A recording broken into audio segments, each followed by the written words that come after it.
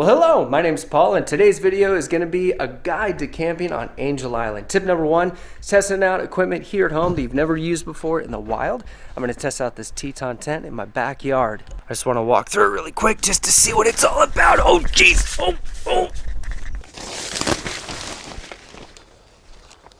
So come join me as we figure out what do you need to know to camp here on Angel Island.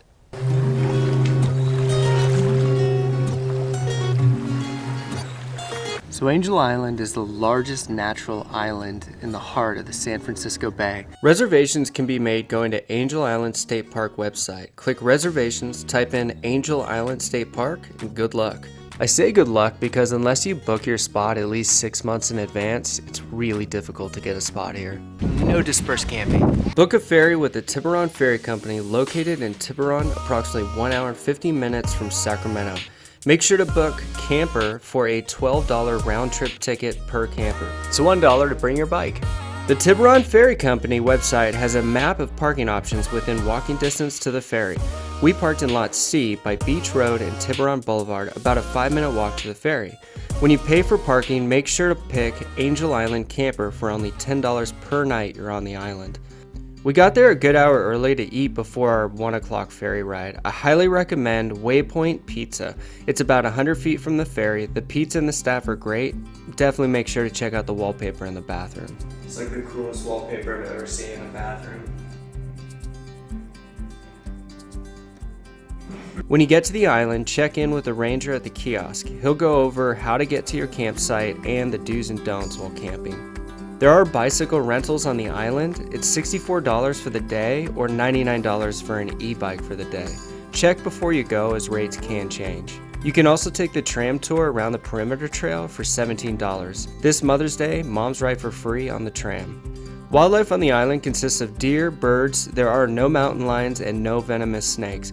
We were lucky enough to see a coyote. I read it was the only coyote on the island. However, when we were there, a firefighter told us there's more than just one. We heard raccoons were all over the place and can be a problem for campers. As far as raccoons go, I didn't see a single raccoon this entire trip. And we didn't even hear anything last night except for owls. We heard a bunch of owls, but dogs are not allowed on the island. Our campsite was on the east side of the island. You walk along perimeter trail for a bit, a nice paved road, and then go off trail to the campsites. It's pretty steep but short at about 2 miles in total. Perimeter trail to almost immigration station to get to our camp spot where we head up the mountain. And you're probably asking yourself, Paul, how do you know so much about Angel Island? Well, that's because I did a whole historical tour of this place. I'll put a link to the video in the description below. Okay, I get a lot of comments that people want more maps in my videos, so here's your stupid map. This is Isla Cove, where we started. We hiked up somewhere to Perimeter Road. We're following Perimeter Road all the way down to here, so we only have a little bit longer to go, and then we're going here, boom, there's our camp spot.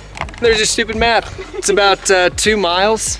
I can't do maps like Charles Waller's does. I don't know if you can hear me or not, but here's the camp spot legend. And you go in between these two buildings up to campsites 1, 2, and 3. We're checking the map because there's a couple offshoots here that aren't marked. These maps are free and you can pick them up right when you get off the boat, and a ranger will also give them to you when you check in. So if you are coming up to sites 1, 2, and 3, it's all uphill. The water spigot at our site didn't work. The nearest one was about a 1/4 mile away. They did have water on each table. Each campsite area has their own bathroom setup. Ours was interesting to say the least. Yeah, not going in there. I'll show you guys what it looks like. It's not bad. It's well taken care of, and then there's no real roof to it, just open to the air up there, but it's not bad actually. Keep in mind, these sites are called environmental campsites. These are relatively undisturbed natural settings, so don't expect a perfect spot to set up your tent. Okay, we're in spot number 3. I hope you can hear me. It's literally a slope. I don't even know where you would put your tent. It's literally a slope.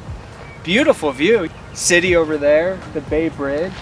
It's a slope. Check the weather before you go. Wind can be crazy on the island.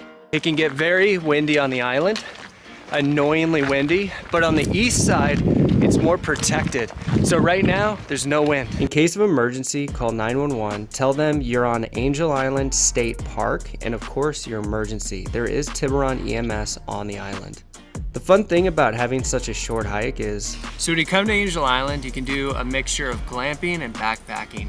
You can carry stuff that's more for comfort and it's heavier because you're not going that far. It only took us 2 miles to get here. So, brought a bottle of wine, my GoPro stuff, snacks, extra set of clothes. These things are ridiculous on Amazon.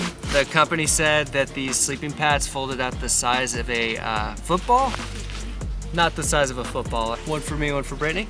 And then my 0 degree backpack. I've got cookware in here, lots of flashlights and filming gear. And I brought 3 liters of water. I don't feel like I should show everything, and I just pretty much said what I brought. no fires are allowed on the island. Each site does have a barbecue you can use. You just have to bring your own coals. Me and Brittany were just talking about that it's definitely a bummer you can't have a fire here. Like, it's understandable, I guess, because in 2008 there was like a huge fire here I was reading, but it takes away big time for me for a camping experience. A must hike while you're here is hiking to the top of Mount Livermore. This is the highest peak on the island and gives you a 360-degree view of the bay. It's best for watching sunrise and sunset. We hiked it early because we were hungry for dinner and didn't want to eat then hike. If you hike this to see sunset, make sure to bring a flashlight as you'll be hiking back in the dark. So another good one to know too is, I would say we don't have kids, but I would definitely say that camping here and hiking here is definitely family and kid friendly. Brittany's making a phone call. You get reception on the island, which is pretty cool. I already downloaded some stuff from Netflix just in case, but you don't need it because you get reception. We have T-Mobile as a cell phone carrier. Okay, the tent's up. Here's the dimensions of our tent. It's a 3-person tent. You definitely could not fit anything bigger here. The spot that's over here is even smaller than that. So I'd say a 2-person could fit right there, 3-person could fit right there. And then right here, it's just too much of a hill. So it's kind of a small spot, be prepared for that. And here's camp spots 7, 8, and 9. So for dinner, we're eating Peak Refuel. We have breakfast skillet, and then Brittany has chicken Alfredo pasta. We've never had these before. Brittany got this stuff, Maranatha peanut butter, organic, just peanut butter. I'm gonna give it a go. These are really good.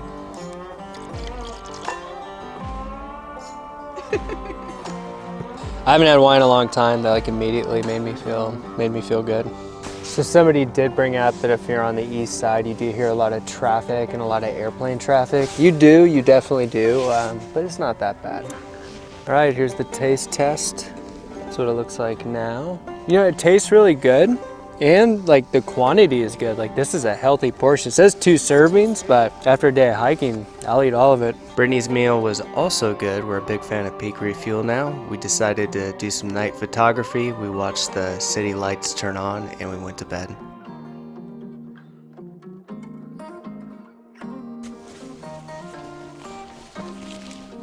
And the tent that we used is the Mountain Ultra 3-person tent by Teton. Brittany and I are both Teton ambassadors.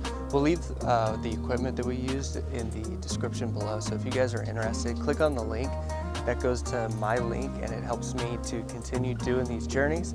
So this is what a 65-liter, 45-pound bag looks like. For 2 miles, it was fun. Our campsite was pretty great for watching the sunrise. I hope you guys enjoyed following us along on this camping trip, and I hope you guys learned a lot about how to camp here on Angel Island and what to expect. With that being said, now go have an adventure of your own. I always forget to say this in my videos, but like, share, and subscribe, and I'll see you guys on the next adventure.